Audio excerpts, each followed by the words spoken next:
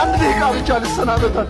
ከዚህ በኋላ እኮ አላገኛትም። እባክህ አንተ በረሮ ልጄን ማኮት ለፍቅር አምላክ ብለው አንድ ደቂቃ ብቻ ላናግራት። ትሰማኛለህ? ከአጠገቤ ጥፋ ነው የምልህ። ጥፋ። አባዬ እባክህን ትበል።